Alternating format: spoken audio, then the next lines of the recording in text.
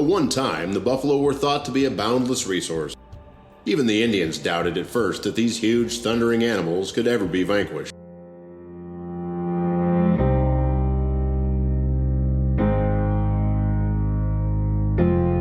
In 1867, the buffalo count in the southern plains estimated at nearly 50 million.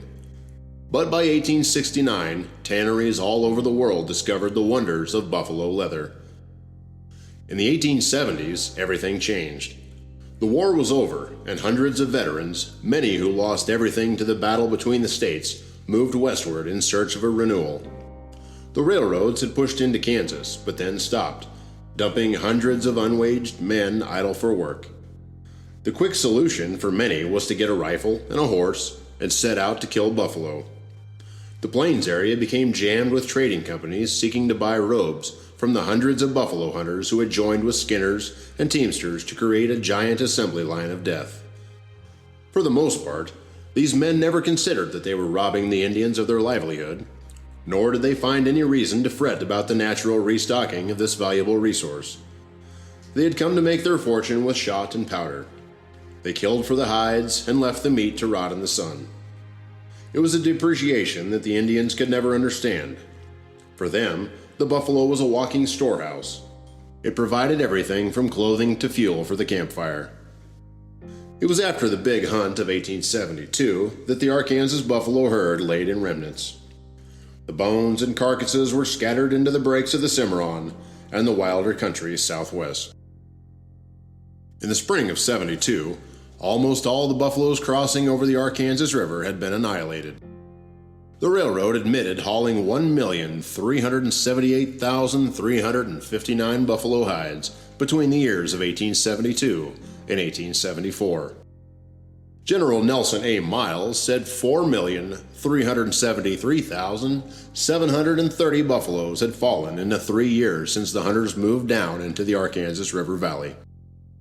By 1873, the buffalo hunters had already invaded the Indian hunting grounds in southwestern Kansas.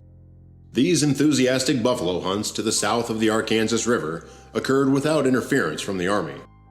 In the fall of that same year, Lieutenant Colonel Dodge, with a company of troops, rode over the central plains of Kansas. He had been told of the devastation caused the year before from the big hunt. Colonel Dodge wanted to see for himself the magnitude of carnage the buffalo hunter had wreaked over the central buffalo herds. He merely replied into his journal upon return to the fort. Where there were many herds of buffalo the year before, there were now myriads of carcasses. The air was foul with a sickening stench, and the vast plain, which only a short 12-month before teemed with animal life, was a dead, solitary, putrid desert. A Santa Fe railway conductor, J.H. Helton, said he could have walked for 100 miles along the right-of-way without stepping off the carcasses. So great was the slaughter that in 1872 and 1873, the railroads hauled 1,250,000 hides out of Kansas and nearby territory. Now that the central buffalo herd had grown near extinction, a new hunting ground had to be established. In search of the new buffalo herds, J. Wright Moore and John Webb saddled their horses and took a trip through the Texas Panhandle. For 5 days they rode through a sea of grazing buffaloes. Their report excited the other hunters, but there was some hesitation because of the Medicine Lodge Treaty of 1867.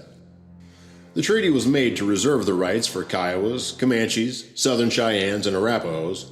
Only these tribes were allowed to hunt the lands south of the Arkansas River.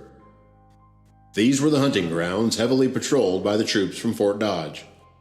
The military patrols were given the strictest orders to confiscate the buffalo hunters' mule teams, wagons, and supplies if caught crossing the Cimarron. On the other hand, Texas, which owned the land now in question, had not been party to the treaty. Steele Frazier proposed that the Hyde men send a delegation to Fort Dodge to ask its commander, Lieutenant Colonel Dodge, what the penalty would be if the hunters crossed into the Texas Panhandle where they knew buffalo still abounded. According to buffalo runner J. Wright Moore, who went with Frazier to the fort, Dodge received them very cordially after canceling his other engagements. Wright Moore asked advice from the commander of the 3rd Infantry at Fort Dodge, Richard Irving Dodge. He, like most of his comrades in arms, believed that the Indian problem would be resolved as soon as the buffalo were gone. "Boys," replied the officer, "if I were hunting buffalo, I would go where the buffalo are." Dodge then took the hide men by the hands, bid them goodbye, and wished them success.